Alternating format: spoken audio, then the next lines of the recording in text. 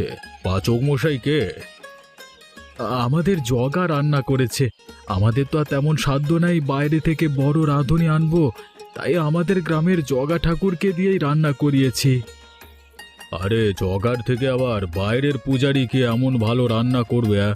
মাংসের ঝোলটা সেই স্বাদের হয়েছে, পুরো মুখে লেগে থাকবে। আমাদের ৩-৪ গ্রামে কোথাও মাংসের ঝোলের দাওয়াত থাকলে জগারই তো ঢাক পড়ে, তাই এই গরিবের মেয়ের বিয়ের রান্নার দায়িত্ব ওকেই দিয়েছিলাম। ভালোই করেছেন। জগা ছাড়া এত ভালো রান্না আর কেউ করতে পারবে না, এ আমি হলফ করে বলতে পারি। আপনারা খেয়ে খুশি হলেই আমি খুশি। সব আয়োজন তো আপনাদের জন্যই। আপনি বরং বিয়ের দিকটা একটু দেখুন, এদিকে বাকিরা তো আছে, তারা সবাই মিলে সামলে নেবে। হ্যাঁ হ্যাঁ, সে তো দেখতে হবে। তার আগে অতিথি আপ্যায়ন ঠিক মতো করি। আরে মশাই, আপনার অতিথি আপ্যায়নে কোনো ত্রুটি নাই, বুঝলেন? আমরা সবাই আপনার মেয়ের বিয়ের ভোজ খেয়ে খুব খুশি। দুহাত ভরে নবদম্পতিকে আশীর্বাদ করে যাচ্ছি, ওদের আগামী জীবন খুব সুখকর হোক। এটুকু হলেই হবে, আর কিছু চাওয়ার নেই।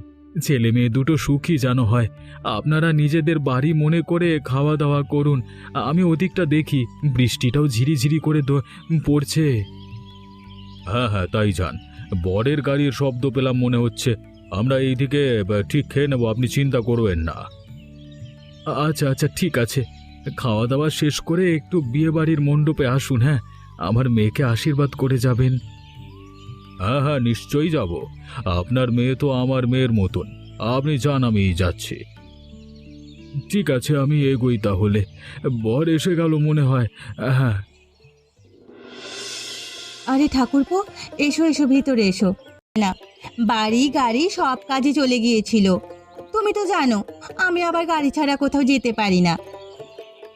এই তো মিনিট 10-এর রাস্তা, কানন চাইলে তো হেঁটেও আসতে পারিস। কি যে বলো দিদি, এত ভারী গয়না পরে আমি রাস্তা দিয়ে হেঁটে আসবো? তাছাড়া আমার তো একটা মান সম্মান আছে নাকি? চলো ঠাকুরপো, চল কানন, পাখির কাছে চল। হ্যাঁ চলো। এসো এসো কাকিমা, ভেতরে এসো। হ্যাঁ হ্যাঁ, আসছি। যা ঘরদোরের অবস্থা তোদের। আমরা তো গরিব মানুষ কাকি, যতটুকু আছে ততটুকু নিয়ে খুশি। থাক থাক, আর বেশি জ্ঞানের কথা বলতে হবে না। এই নেকলেসটা নে, এটা তোর কাকা তোর জন্য এনেছে। এত দামি নেকলেস আমার জন্য? আমাদের টাকা পয়সার অভাব আছে নাকি? ওরকম নেকলেস আমরা অনেক বানাতে পারি। সে হয়তো বানাতে পারো, আমার কাছে এটা অনেক দামি, এটা আমি নিতে পারবো না। কেন নিতে পারবি না কেন? এমন নেকলেস তো মনে হয় কখনো চোখেও দেখিসনি। আমার বাবার যেটুকু আছে সেটুকু দিয়েই আমায় সাজিয়ে দিয়েছে, আর আমি তাতেই খুশি। তোমাদের ওই নেকলেস আমি নিতে পারবো না। কেন নিতে পারবি না সেটা তো বল। এমন একটা দামি নেকলেস দেখলে তো তোর শ্বশুর বাড়ির লোকজন খুশি হবে। তোর বাবা তো আর কখনো দিতে পারবে না। তুমি আমাকে এমনি দুহাত ভরে আশীর্বাদ করো কাকি। যদি তুমি আমার হাতে 1 টাকা দিয়ে আশীর্বাদ করো তাতেও আমি খুশি। অহংকার মেশানো এই উপহার আমি নিতে পারবো না। বুঝেছি, বাপ মেয়ের তো একই রকমের জেদ, এই জন্যই জীবনে কখনো এগোতে পারলি না। বেশ ঠিক আছে, এটা আমি ঘুরিয়ে নিয়ে যাচ্ছি। হ্যাঁ কাকি, নিয়ে যাও। তুমি আর কাকা যেদিন নিজেকে অহংকার ছেড়ে আমাদের কাকা কাকি হয়ে আমাকে আশীর্বাদ করবে, সেদিন তোমাদের বাড়িতে আমি আর আমার স্বামী ঝোল মাংসের দাওয়াত খেয়ে আসবো। এটাই হবে আমার বিয়ে সেরা উপহার। অপেক্ষায় রইলাম। বেশ, তুই যখন বলছিস সেটা আমি ঘুরিয়ে নিয়ে যাচ্ছি। কাজটা তুই মোটেও ভালো করলি না। আমি তো বলছি কাকি, তোমার দেওয়া একটা সুতো আমার কাছে গুরুত্বপূর্ণ, কিন্তু তা যেন অহংকার জড়ানো না হয়। দেখি তোর কাকা কোথায়, আমরা বাড়ি ফিরবো। এখনই ফিরে যাবে কাকি? খাওয়া দাওয়া তো করে নাও, তারপর যেও। আমার খাওয়া দাওয়া করার কোনো ইচ্ছে নেই, এই তো খাওয়াচ্ছিরি। আগে তোর কাকা কোথায় দেখি। কে কোথায় আছিস? তাড়াতাড়ি আমার ভাইকে খাবার দিয়ে একদম গুছিয়ে সাজিয়ে দিস। দাদা, তুমি যদি আর একটু চেষ্টা করতে না, তাহলে আজকে পাখির বিয়েটা আরো ধুমধাম করে দিতে পারতে। এই আমাকেই দেখো না, কি সুন্দর ব্যবসা করে লাখপতি হয়ে গেছি। দেখ ভাই, আমার এত বড় লোক হওয়ার ইচ্ছে নেই। সারা জীবন ছাত্র পড়িয়ে যা পেয়েছি তাই অনেক, এর চেয়ে বেশি আর কিছু চাই না। সারা জীবন সততার জ্ঞানের কথা বলতে বলতে তুমি জীবন কাটিয়ে দিলে, বাইরে পৃথিবীটা আর দেখলে না। আমার আর বাইরের পৃথিবী দেখে কি কাজ ভাই, আমার তো এখানে শান্তি। তুই আর কথা না বলে খাওয়া শুরু কর, আমি নিজে দাঁড়িয়ে থেকে তোকে খাইয়ে যাই। কি কি খাবার আছে দেখি? কিছু আয়োজন করতে পারিনি ভাই, সামান্য কিছু। সবাই বলছে রান্না নাকি খুব ভালো হয়েছে, বিশেষ করে মাংসের ঝোল আর পোলাওটা নাকি খুব সুন্দর হয়েছে। সবাই যখন বলছে তখন আমি না হয় প্রথমে মাংসটাকেই খেয়ে দেখি। হ্যাঁ হ্যাঁ ভাই, খা খা, বল তো খেয়ে কেমন হয়েছে। জি জি জি জি, ও জঘন্য রান্না। কে বলেছে এসব রান্না ভালো হয়েছে? বাজে রান্না আমি কখনো খাইনি এত। মাংসগুলো তো একদম সেদ্ধ হয়নি, আর পোলাও এর চাল তো একদম গলে যাচ্ছে। খুব বাজে রান্না। এরকম বাজে বিয়ে বাড়ির খাওয়া গোনা খাইনি। কি? ব্যবহারটা দেখলে তুমি দাদা? সবার সঙ্গে একসঙ্গেই খেতে বসিয়ে দিয়েছিল আমাকে। হ্যাঁ, শুধু তোমায় না হয় খেতে বসেছিল, আমার সঙ্গে কি কম খারাপ ব্যবহার করেছে? তোমার আবার কি হলো?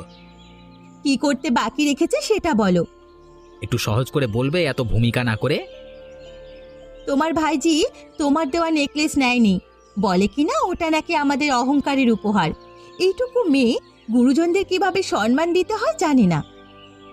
আমিও ইচ্ছে করে খাবারগুলোকে খারাপ বলে দাদাকে সবার সামনে নিচু করেছি। বেশ করেছো। নিজেদের যখন সামর্থ্য নেই তখন কে বলে আমাদের ডাকতে?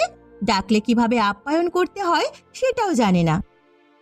আমাকে কি আর 5টা মানুষের মতো পেয়েছে নাকি?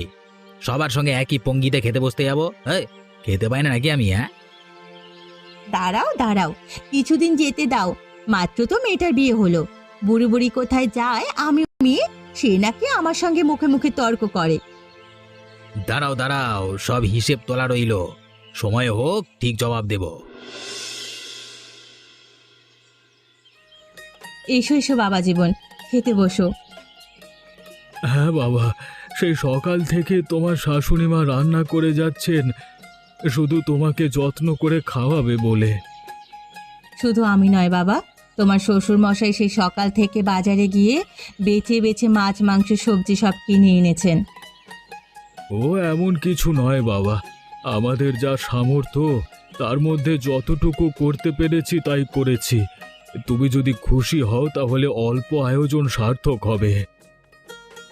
এটা কি আপনার অল্প আয়োজন বলে মনে হয় বাবা? বিশাল আয়োজন, কত রকমের পদ করেছেন মা। কোথায় আর করতে পারলাম বাবা, তুমি আমাদের একমাত্র মেয়ের জামাই, স্বাদ হয় অনেক কিছু করার, কিন্তু উপায় কই বলো? আপনি যা করেছেন মা, এটা অনেক বেশি, আর কিছু চাই না। পাখি, তুমিও খেতে বসো। মা বাবা আপনারাও একসঙ্গে বসুন। তা কি কখনো হয় নাকি বাবা? তোমাকে না খাইয়ে আমরা কি খেতে পারি? তা বললে তো হবে না বাবা, আমাকে যদি বাড়ির ছেলেই ভাবেন, আমি যা বলছি সেটা করতে হবে। আপনারা না খেতে বসলে আমিও বসবো না। আমি বসে পড়লে তোমাকে কে পরিবেশন করবে বাবা? আপনি সব তরকারি মাঝে রাখুন, আমরা সবাই চামচ দিয়ে নিয়ে খেয়ে নেব। শোনাচ্ছি কোথায়? নিজের ভাইজি, আপনার তো নিজের ভাইজির বিয়ের ভোজ, এত ভালো হয়েছে না জানিয়ে পারলাম না। আচ্ছা হারুবাবু, ওই ভোজটাকে এত ভালো লাগলো। আপনি তো এই এলাকার গণ্যমান্য মানুষ, আপনি তো ঠিক ভুলটা বুঝতে পারবেন। কিসের ঠিক ভুল বলুন তো আকাশবাবু? ওটা কি আদবে ভালো রান্না হয়েছে? আমি তো কিছুই মুখে দিতে পারিনি। আপনারা সবাই মিলে বলছেন রান্না নাকি ভালো হয়েছে। কার কি দেখেছি তা তো আমি বলতে পারবো না, আমার তো খুব ভালোই লেগেছে। দিন দিন কি আপনার রুচি এত নিচে নেমে যাচ্ছে? এই খাবার আপনাদের ভালো লাগছে? আমাদের রুচি ঠিকই আছে আকাশবাবু, আপনি বরং আপনার মনটাকে পরিষ্কার করুন। টাকা আছে বলে সবকিছুকে নিচু চোখে দেখবেন না। আমাকে এভাবে অপমান করতে পারেন না। আপনি এই এলাকার সম্মানীয় ব্যক্তি বলে আপনি যে যে কাউকে অপমান করবেন, এটা কিন্তু আমি মেনে নেব না। আপনি যদি অন্যকে অপমান করেন আপনাকেও তো অপমানিত হতে হবে, তাই না আকাশবাবু? আয়োজন করেছি, বেশি কিছু করতে পারিনি, একা মানুষ থাকি তো, মাংসের ঝোল আর ভাতটুকুই করতে পেরেছি। ভালো করেছেন পিসিমা, এই মাংসের ঝোল আর ভাত এখন আমার কাছে সব থেকে বেশি সুস্বাদু। কয়েকদিন যা জোর খাওয়া চলছে, এখন এই পাতলা করে মাংসের ঝোল আর ভাত মুখের রুচি দিয়েছে। সত্যি বলছো নাকি আমার মন রাখার জন্য বলছো? সত্যি বলছি পিসিমা। এমন দিনে তোমাদের ডাকলাম যে বাইরে বৃষ্টি শুরু হয়ে গেল। এই ছোট্ট ঘরে তোমাদের যে বৃষ্টির মধ্যে অসুবিধে হচ্ছে তা আমি বুঝতে পারছি বাবা, কিন্তু তোমাদের এই গরিব পিসিমার থেকে আর বেশি কিছু করার ক্ষমতা নেই। এই রাস্তাগুলো কি পিচিল হয়েছে বর্ষায়, একদম হাঁটা যাচ্ছে না। কেন যেন রাস্তাগুলো ঠিক করে না। একটু এদিক ওদিক হলেই পুকুরে গিয়ে পড়বো নির্ঘাত। দেখো পাখি, সামনে চেয়ে দেখো, কাকা শ্বশুর মশাই আসছেন। রাস্তা চলাই এখন দায় হয়ে উঠেছে। আমার এত দামি জুতোখানা কাদাতে নিয়ে চলাও যাচ্ছে না। আগে জানলে কাছারিতে আজকে থেকে যেতাম। কাকাবাবু, কাকাবাবু শুনছেন? কে ডাকে আমাকে কাকাবাবু বলে? এমনিতেই রাস্তায় চলতে আমার দফা হয়ে যাচ্ছে, আবার কে ডাকে গলা? আমি সামনের দিকে, আমি আপনার ভাইজির স্বামী, আমি ডাকছি। ও তোমরা, তা মাঝ রাস্তায় দাঁড়িয়ে এভাবে কাকাবাবু করছো কেন? হ্যাঁ, না, ভাবলাম আপনার সঙ্গে তো এই প্রথমবার দেখা হলো, একটু কথা বলি। এটা কি কথা বলবার জায়গা? যত সব বিয়াক্কেলে মানুষ, যেমন বিয়াক্কেল শ্বশুর তেমন বিয়াক্কেল জামাই, যত সব। আপনি কিন্তু আমার শ্বশুর মশাইকে কিছু বলতে পারেন না। এই সরো তো, আমাকে যেতে দাও। মেলা বকছে আমার সামনে, সময় নষ্ট করছে। এগিয়ে যাই আমি, চলো। দেখলে পাখি কেমন চলে গেল? বাঁচাও, কে কোথায় আছো? বাঁচাও, আমি জলে ডুবে যাচ্ছি, বাঁচাও। এখানে দাঁড়াও, ওনাকে তুলে আনছি। উনি মনে হচ্ছে সাঁতার জানেন না। দাঁড়ান কাকাবাবু, আমি আসছি।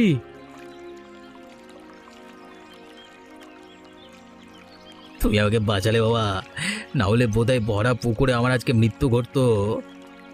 ছি ছি ছি ছি, ওসব কথা বলবেন না। এখন কেমন বোধ করছেন? এখন আমি ঠিক আছি বাবা। আমি বুঝতে পেরেছি মানুষের থেকে বড় কিছু হয় না। টাকা পয়সা থাকলেই সব হয়ে যায় না। এতদিন আমি তোমাদের সাথে অনেক অন্যায় করেছি, আজকে আমি সব ভুল বুঝতে পেরেছি। আমাকে ক্ষমা করে দিও। মানুষ মাত্রই তো ভুল হয়। আপনি যে বুঝতে পেরেছেন এটাই অনেক। আপনাকে এখন বাড়ি পৌঁছে দিয়ে আসি।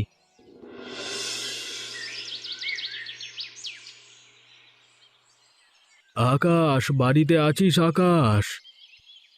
হ্যাঁ দাদা, এসো না, এসো, ভেতরে এসো। না না, ভেতরে যাব না। তোকে একটা কথা বলতে এসেছিলাম। বলো না, বলো, কি বলবে? তবে এইভাবে দাঁড়িয়ে দাঁড়িয়ে যাবে নাকি? ভেতরে একটু বসো, চা মিষ্টি খাও, তারপর না হয় যেও। না রে না, খাওয়ার এখন সময় নেই। আমাকে এখন বাজারে যেতে হবে। সকাল সকাল তোমার এত মাংসের ঝোল খুব প্রিয়, তাই ওর ইচ্ছে তোকে করে খাওয়াবে।